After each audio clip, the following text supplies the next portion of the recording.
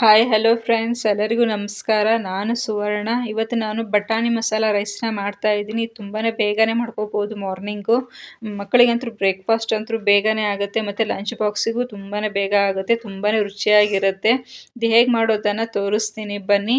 ನಾನು ಇವಾಗ ಒಂದು ಗ್ಲಾಸ್ನಷ್ಟು ನಾನು ರೈಸ್ನ ಅರ್ಧ ಗಂಟೆ ನೆನೆಸ್ಬಿಟ್ಟು ತೊಳೆದ್ಬಿಟ್ಟು ಇಟ್ಕೊಂಡಿದ್ದೀನಿ. ಇವಾಗ ಮತ್ತೆ ಶುಂಠಿ, ಬೆಳ್ಳುಳ್ಳಿ ಮತ್ತು ಹಸಿಮೆಣಸಿನ್ಕಾಯಿ, ಕೊತ್ತಂಬರಿ ಸೊಪ್ಪನ್ನ ಪೇಸ್ಟ್ನ ಮಾಡಿ ಇಟ್ಕೊಂಡಿದ್ದೀನಿ. ಮತ್ತು ಹಾಫ್ ಕಪ್ನಷ್ಟು ನಾನು ಬಟಾಣಿನ ತೊಗೊಂಡಿದ್ದೀನಿ. ಮತ್ತು ಒಂದು ಟೊಮ್ಯಾಟೊನ ಚಿಕ್ಕದಾಗಿ ಕಟ್ ಮಾಡಿಕೊಂಡು ಅದನ್ನು ಹಾಫ್ ಕಪ್ನಷ್ಟು ತೊಗೊಂಡಿದ್ದೀನಿ. ಮತ್ತು ಒಂದು ಈರುಳ್ಳಿನ ಚಿಕ್ಕದಾಗಿ ಕಟ್ ಮಾಡಿ ಇಟ್ಕೊಂಡು ಅದನ್ನು ಹಾಫ್ ಕಪ್ನಷ್ಟು ತೊಗೊಂಡಿದ್ದೀನಿ. ಮತ್ತು ಕರಿಬೇವನ್ನು ತೊಗೊಂಡಿದ್ದೀನಿ. ಇದೆಲ್ಲನೂ ನಾನು ರೆಡಿ ಮಾಡಿ ಇಟ್ಕೊಂಡಿದ್ದೀನಿ. ಇಷ್ಟು ರೆಡಿ ಮಾಡಿದರೆ ಸಾಕು, ಬೆಳಿಗ್ಗೆ ಬೇಗನೆ ಆಗುತ್ತೆ ಇದು. ಇವಾಗ ನೋಡಿ ಒಲೆ ಮೇಲೆ ನಾನು ಒಂದು ಕುಕ್ಕರ್ನ ಇಟ್ಕೋತಾ ಇದ್ದೀನಿ. ಇವಾಗ ಒಂದು ಕುಕ್ಕರ್ನ ಇಟ್ಕೊಂಡು 2 ಟೇಬಲ್ ಸ್ಪೂನಷ್ಟು ನಾನು ಆಯಿಲ್ನ ಹಾಕೋತಾ ಇದ್ದೀನಿ.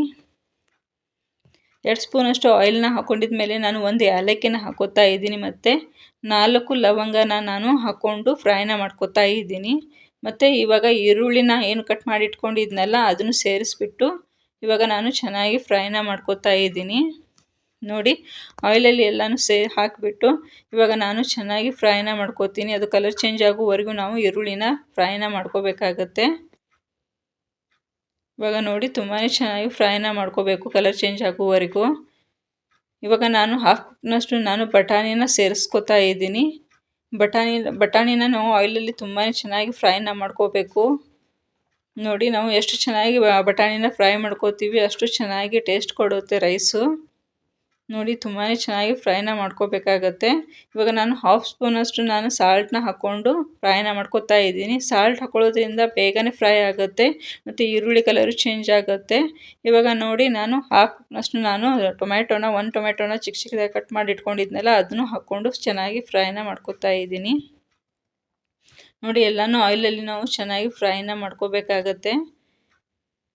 ಇವಾಗ ನಾನು ಶುಂಠಿ, ಬೆಳ್ಳುಳ್ಳಿ ಪೇಸ್ಟು ಮತ್ತು ಹಸಿಮೆಣಸಿನ್ಕಾಯಿ ಪೇಸ್ಟ್ನ ಸೇರಿಸ್ಬಿಟ್ಟು ಅದನ್ನು ಚೆನ್ನಾಗಿ ನಾನು ಮಿಕ್ಸ್ನ ಮಾಡಿಬಿಟ್ಟು ಫ್ರೈನ ಮಾಡ್ಕೋತಾ ಇದ್ದೀನಿ. ನೋಡಿ, ಫ್ರೈನ ಮಾಡ್ಕೋತಾ ಇದ್ದೀನಿ. ಇವಾಗ ನಾನು ಹಾಫ್ ಸ್ಪೂನಷ್ಟು ನಾನು ಅರಿಶಿನ ಹಾಕೋತಾ ಇದ್ದೀನಿ.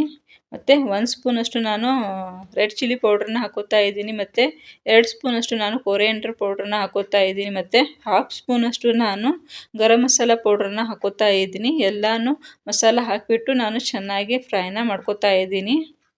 ನೋಡಿ, ಎಲ್ಲನೂ ಚೆನ್ನಾಗಿ ಫ್ರೈ ಮಾಡ್ಕೊಂಡಿದ್ದಾಗಿದೆ. ಇವಾಗ ರೈಸ್ ಏನು ತೊಳೆದ್ಬಿಟ್ಟು ಇಟ್ಕೊಂಡಿದ್ನಲ್ಲ ಆ ರೈಸನ್ನು ನಾನು ಸೇರಿಸ್ಬಿಟ್ಟು ಇವಾಗ ಚೆನ್ನಾಗಿ ಅದನ್ನು ಮಸಾಲ ಜೊತೆ ನಾನು ಮಿಕ್ಸ್ನ ಮಾಡ್ಕೋತಾ ಇದ್ದೀನಿ.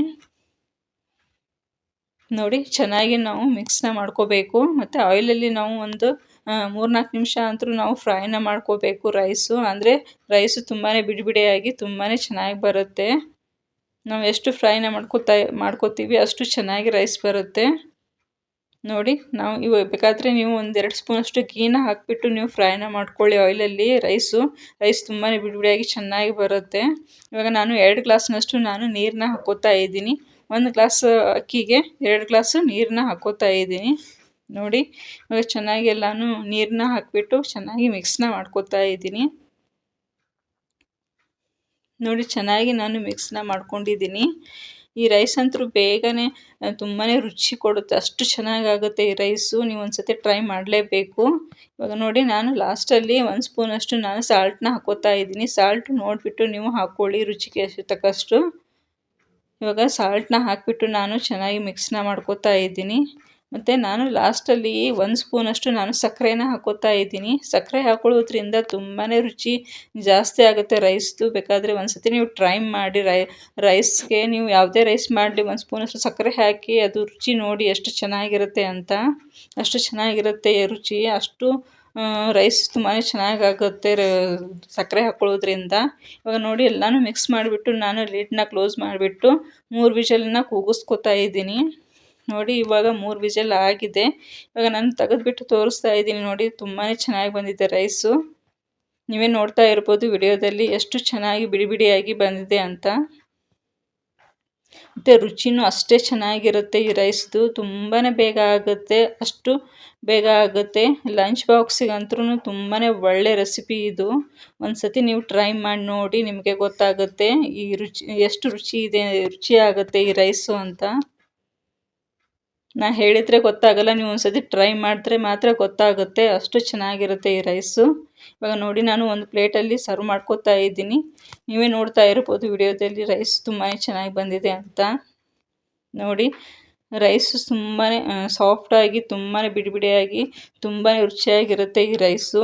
ನಾನು ಬೇಕಾದರೆ ಇವಾಗ ತಿಂದ್ಬಿಟ್ಟು ತೋರಿಸ್ತಾ ಇದ್ದೀನಿ, ಅಷ್ಟು ರುಚಿಯಾಗಿರುತ್ತೆ ಈ ರೈಸು. ತುಂಬಾ ಬೇಗನೆ ಆಗುತ್ತೆ.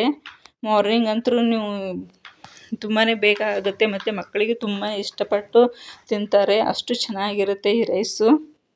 ಪ್ಲೀಸ್ ಈ ವಿಡಿಯೋ ಇಷ್ಟ ಆದರೆ ಪ್ಲೀಸ್ ಲೈಕ್ ಮತ್ತು ಸಬ್ಸ್ಕ್ರೈಬ್ ಮಾಡ್ಕೊಳ್ಳೋದನ್ನು ಮರಿಬೇಡಿ. Thank you friends.